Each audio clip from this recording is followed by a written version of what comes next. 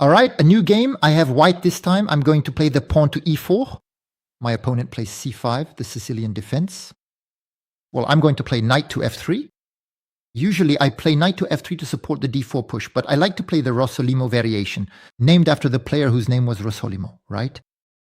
I play bishop b5 and I'll look to exchange the bishop for the knight, which will change both the material balance and the structure of pawns. But here, my opponent plays e5. So that means that after bishop takes knight, I can even try to win the e5 pawn later. Do I really win it? It's not really certain, because after bishop takes knight, he can retake with the d7 pawn on c6. When I take the e5 pawn, he can play queen d4, the fork, attacking my knight and my pawn. But I'm still going to take his knight on c6. Why? Because it changes the structure of pawns a lot. He has doubled pawns and he has the only bishop of white squares. My job will be precisely to prevent this bishop of the white squares from being active, and to start the fight on the dark squares. So how to attack on the dark squares? There would be knight takes e5. So this time he no longer has queen d4, but queen e7. With the counterattack on my knight, the pawn, and my king lying in wait. So I'll first do kingside castling to now threaten to take the pawn on e5. On queen e7 I move away, and on queen takes e4, rook e1, and he'll lose his queen to the pin. So, as I told you, I must muzzle his white square's bishop as much as possible. If he plays bishop a6, I play d3. And I must start the fight on the dark squares, attacking e5 and c5. It's not easy because he can play d6 and f6 to defend. He plays bishop d6. So, for example, some have thought of c3 to eventually play d4. But on c3, you have to look at bishop a6, which attacks my rook, and after rook e1, the bishop can settle on d3. Trying to paralyze me. It's not easy for me to remove this thorn from my side, because don't forget that I must play on the dark squares, but without weakening my light squares. If I play c3, I weaken the d3 square, and if his bishop manages to get onto that square, it's complicated for me to dislodge it. So how am I going to do it? Can I not start right away the fight with b4? Pawn takes, a3, pawn takes back. And then maybe a recapture with the knight, so that the knight heads to c4 afterwards. We're going to try to play that. Look, I play b4, I'm offering a pawn, but since I'm better developed than my opponent, I'm trying to start the fight very quickly. On the dark squares, taking advantage of the fact that his king is still in the center and he only has his bishop developed to attack on the dark squares. I play b4, and you see my objective. Is that in case of a capture, a3, capture, recapture with the knight? If he takes with the bishop, I'll have a great bishop on the diagonal and the pawn will be weakened. And after the capture on b4, a3 capture, knight takes. If he doesn't take, the knight can look for the c4 square to attack e5 twice and the bishop. I have the b2 square too now for my bishop since I played b4. All right, I'm playing a3. Of course, this time, in case of a capture, I take back. So I'll only be one pawn down. A pawn down, but better development and the initiative. He plays knight to f6. And you see, I don't even want to defend e4 here, because if he takes on e4, it'll let me play rook e1 and open the file to attack his king. No, what I'm looking to do is knight c4. I was actually afraid he'd play bishop a6 before I could play knight c4. And now bishop a6 is no longer a threat. I have the rook, so I can win the pawn on e5. I'm checking if I have anything else too. I'm even looking at bishop a3. He prevents castling and threatens the knight's entry to d6. And if bishop takes, I'm the one with a great dark squares bishop. The problem is that after bishop a3, he can also play d6 against me. So I'm going to take his pawn on e5. I'll take with this knight. I'm not sure if this was the one that should take, but I think so anyway. If he takes on e4, rook e1, and if his knight moves, then he has problems with his king. My knight will move with discovered attacks, so he takes, I take. Now it's still the same. On knight takes e4, there's rook e1. So I've recovered my pawn, and I sincerely think my bishop of black squares will have more work than his bishop of white squares. Now I don't want him to win the pawn on e4, so I'm going to play d3. So why do I think my bishop of dark squares will have more play? Maybe first the pin on g5. Arriving on a 3 or the b2 diagonal, which is the longest dark diagonal, I see plenty of interesting diagonals, whereas for his bishop I see far fewer. And even the a6 square, he doesn't have it, he has the rook. And this pawn structure defends the light squares well for me. He plays rook e8. So what am I going to do? I was looking at knight c4 for knight d6, but knight c4 he might break me, he'll break my bones with that d5 push. If I play knight g4, he takes, I retake, and that d5 push with the bishop attacking my queen, maybe bishop b2. This time on the d5 push I can have captures on c6. Watch out for queen b6 attacking my knight and my bishop, but I'd have bishop takes knight on f6 maybe. Well, I'm going to play bishop b2. I'm going to place the bishop on this diagonal. If he plays rook b8, I can shift my bishop to c3 and the pawn will remain in danger. He plays a 5, he's playing his passed pawn, he's right to do so. He's quite right. Now knight g4 is interesting. On knight takes queen takes, I have the threat of queen g7 mate, but he could play f6 to block it. But since I don't have much time, look, I think I'll go with this variation. Even if he plays f6, I'll surely find another way, maybe e5 to try and break those dark squares. We'll see.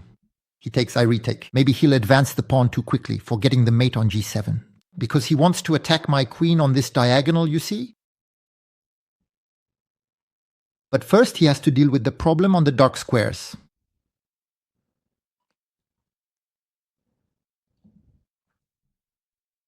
f6. If I play e5, now he plays d6, he attacks my queen and he'll attack my pawn twice. So that's just not possible. So I'm going to play queen g3. I'm moving away from the face-off with his bishop, and now I'm threatening e5. Capture. Bishop takes back, with the threat still on g7.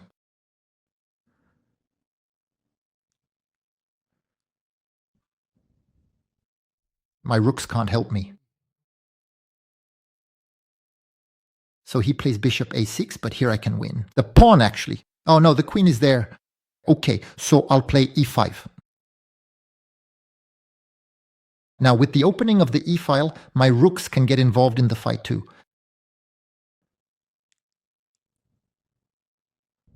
You see the importance in an opposite-colored bishop position of engaging the fight on your color. Since the start of the opening, I've been looking for a fight on the dark squares. He, for now, isn't hurting me on the light squares. Now, it's true he has this distant passed pawn on the queen side, the a-pawn, but he still has a lot of work to do to make a queen. Above all, he'll have to unblock this dark square, which won't be easy for him. I have an extra central pawn, so I'm bringing it into the fight to blow up his castle defenses. His defense is on dark square, so it's all logical. My rook on f1 is the only one poorly placed. It should be on e1, not in the bishop's line of sight. On f1, it's doing nothing. So it has to be on e1.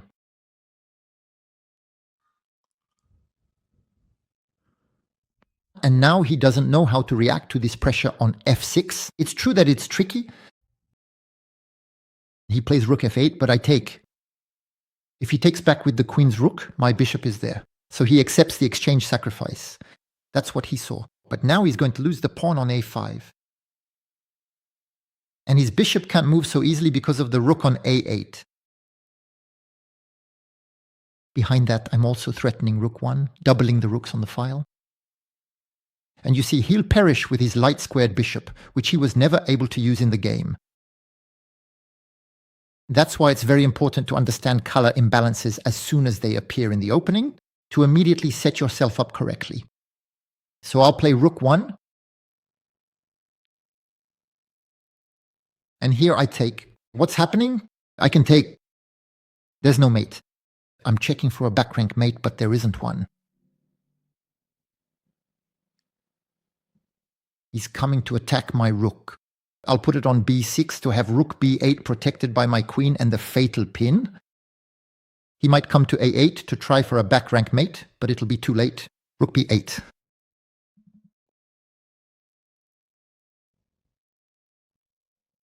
Shall we play?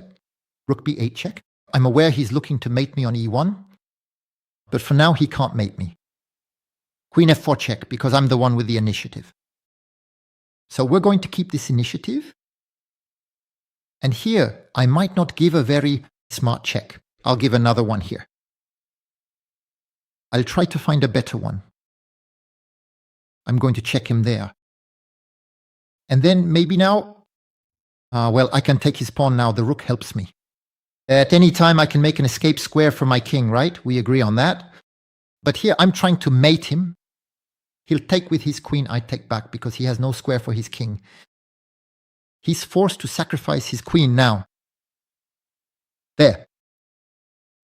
And well, now I just have to take the pawns. It's easy. If he keeps playing, maybe he's looking for a stalemate. Meaning at some point, I block him completely without attacking, which causes a stalemate. But obviously, I'll be careful about that. And instead, I'll make him retreat gradually in the position.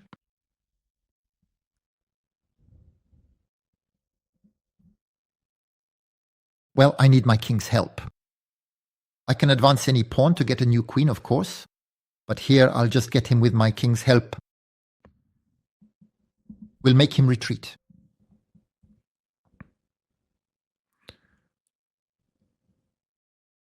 There's no need to even take his pawns. We'll play to mate him. So I put the queen here. And the goal is to bring my king closer to mate him afterwards with queen b6.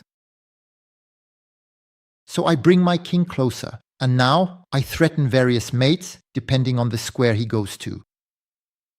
And there we go. All right, a new game. My opponent plays d4, and I'll play knight to f6. He plays knight f3, I'll play the pawn to d5. No, that's a bit too classic. I'll change, I'll play g6. I'll play a defense myself. We'll be on a Pirc defense, I think. It looks like the King's Indian defense, except in the King's Indian, the c2 pawn is on c4.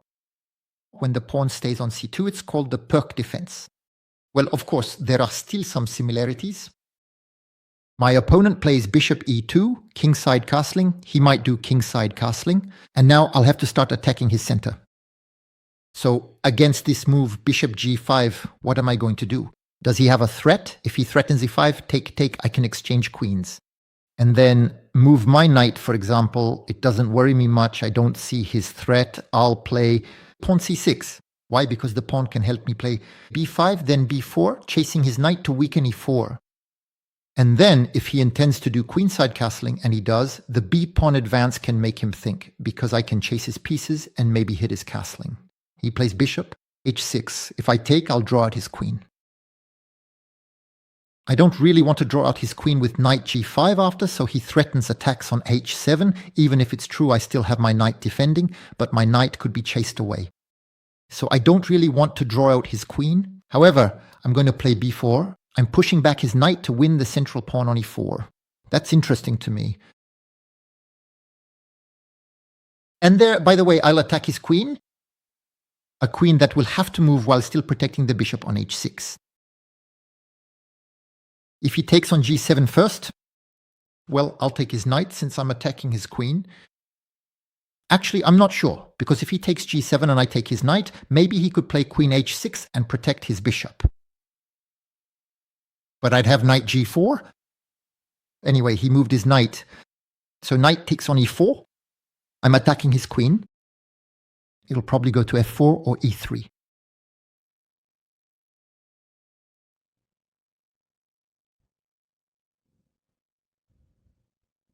There, it goes to e3. I can protect my knight or bring it back to f6. I'm not really sure.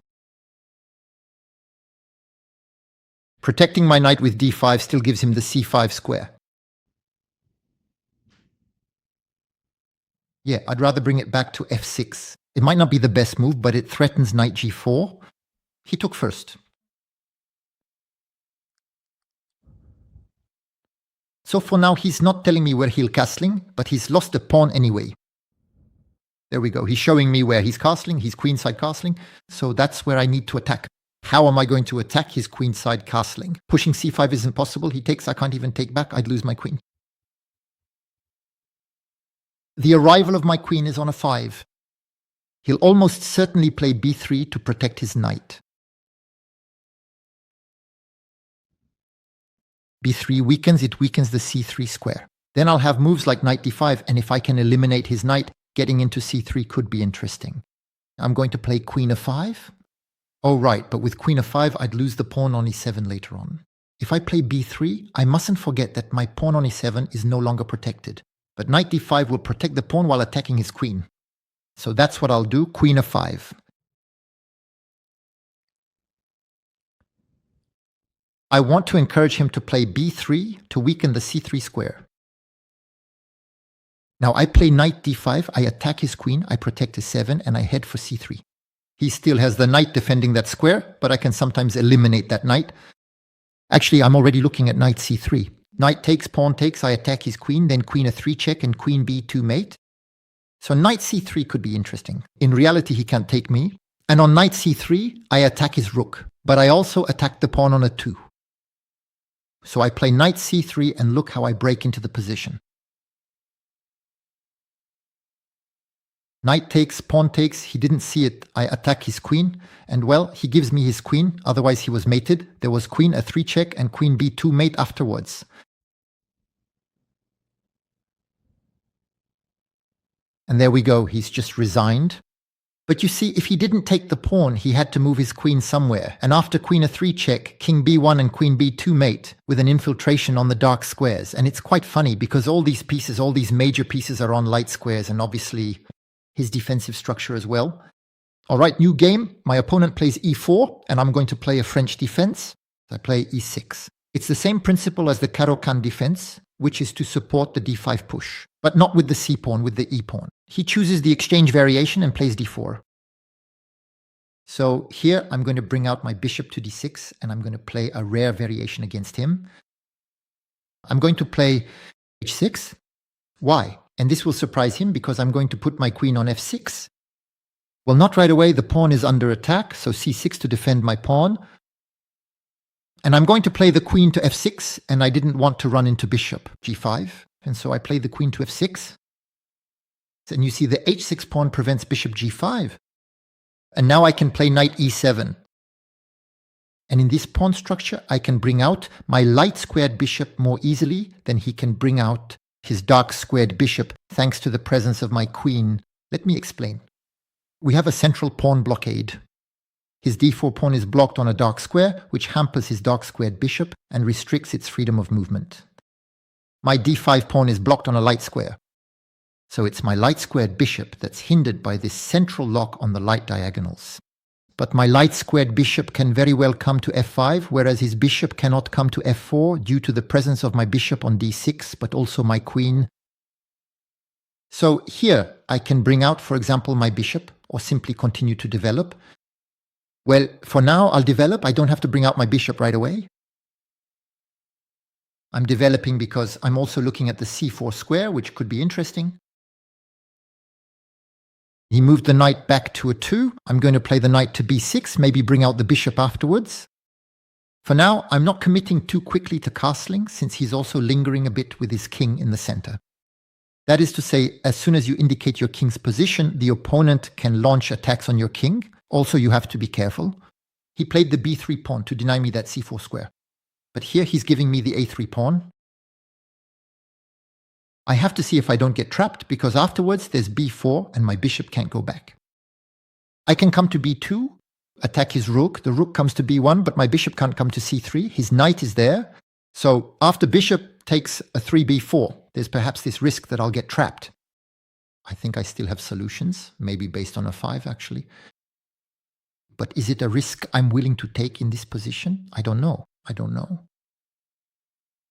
Honestly, I don't really want to take that kind of risk. What I'm going to do is play knight to f5 instead. My idea is to take his dark squared bishop to deflect the f-pawn and play bishop g3 check and uncastle his king. Since he doesn't want to castle, we're going to permanently deprive him of castling, and then I'll do castling. He can't stop me from castling though. He plays a 4 there. And so I'll take his bishop of dark squares. And then I'll play on the dark squares. I'm going to unleash fury on the dark squares. Since he has no bishop of dark squares left, He plays king d2. So how am I going to do this?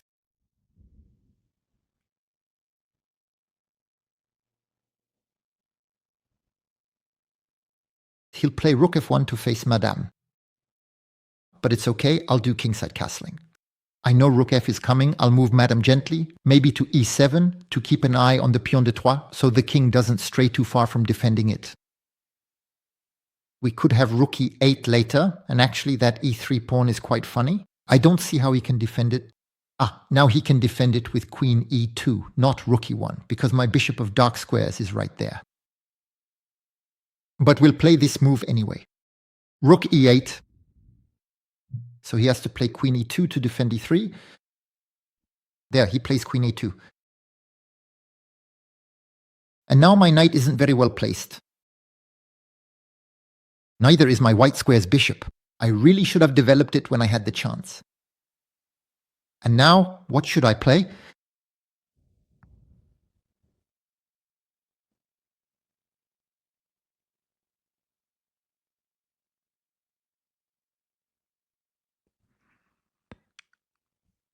Okay, I'll play a 5.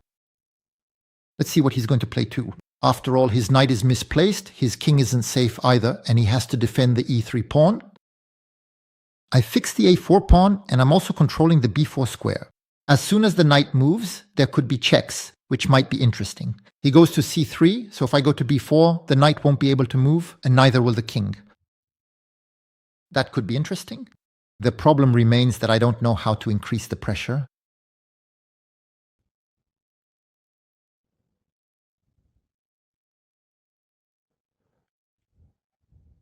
If he tries to break free with a4, he'll face bishop f4. Yeah, maybe bishop f4 isn't that bad for him. In the end, I might play bishop d6 and bishop b4. That might be more interesting.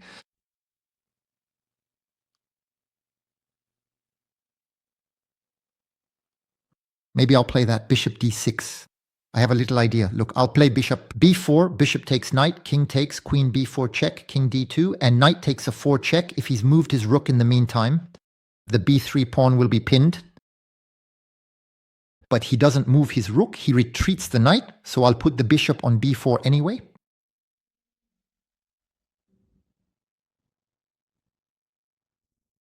And suddenly he can't move his rook anymore.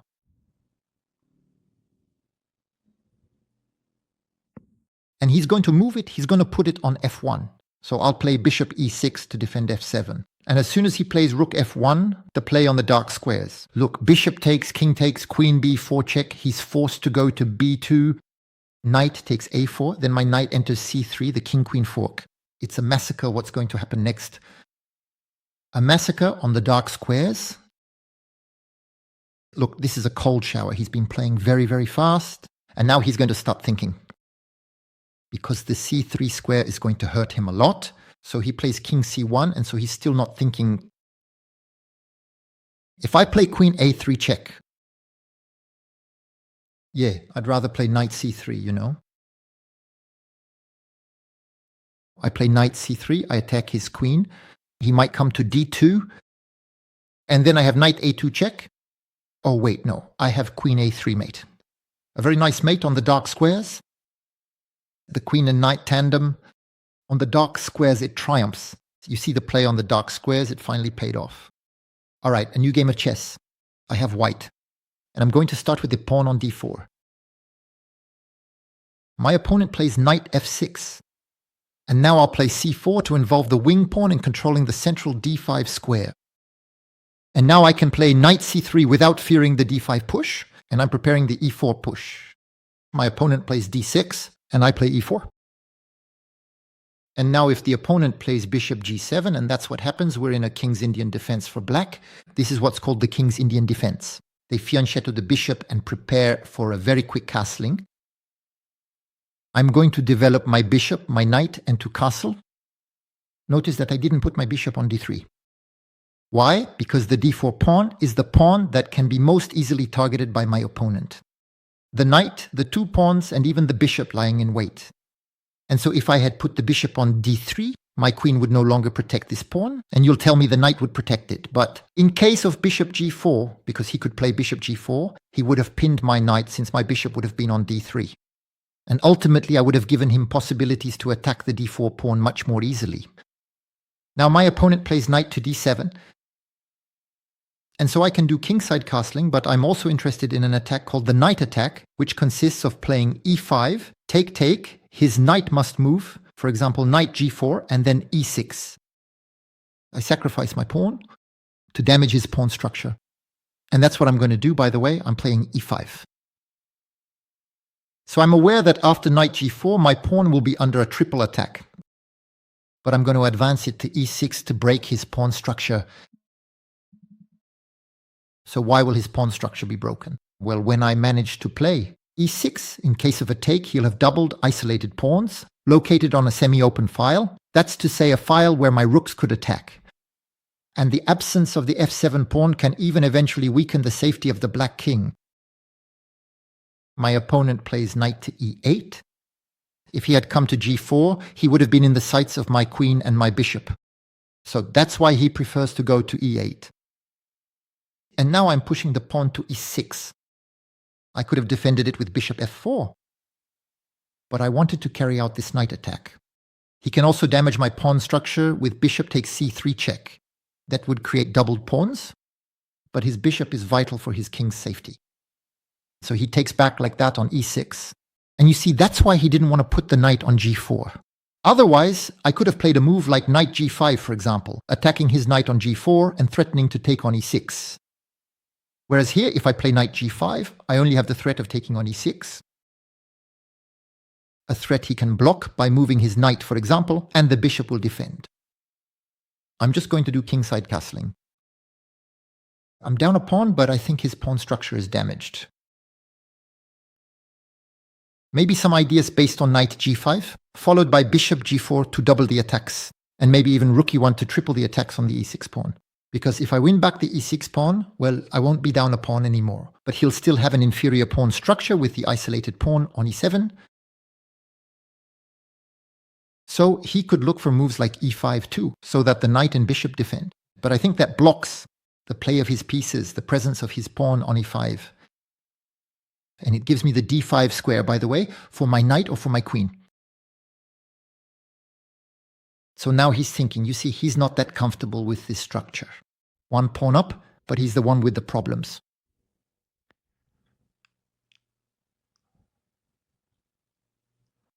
Notice that I was caught red-handed, because I said on knight g5 he could play knight c5 so that the bishop defends. But he would actually lose the queen. Because the presence of his knight on e8 means the rook no longer protects the queen. So on knight g5, attacking the e6 pawn, he can't actually move that knight. So on knight g5, how is he going to protect the e6 pawn? With rook f6, I think that's a bit of a clumsy defense, especially since the move knight e4 could be coming. Well, let's play it. Knight g5. I'm going to take on e6, smothering the queen, and he'll be in a fix. Taking this e6 pawn attacks the queen, which is trapped. But the fork with the rook, even the bishop, which is important, the attack on c7 pawn, you see the knight is very strong, and he plays knight c5, so he loses the queen. This knight attack was devastating, even if I did it at the wrong time. I could have played knight g5 before kingside castling. So, is he going to resign now? He doesn't seem to want to resign. He plays knight d6 and tries to trap my queen, but my queen can get out. She can take the e7 pawn or the c7 pawn. I don't know which one to take, actually. Maybe e7. And then even look to take c7. Is there really a difference here? I don't know. Queen takes e7. He can't play rook f7 to attack my queen. The knight is there. He can play rook e8 to attack my queen. But I take c7.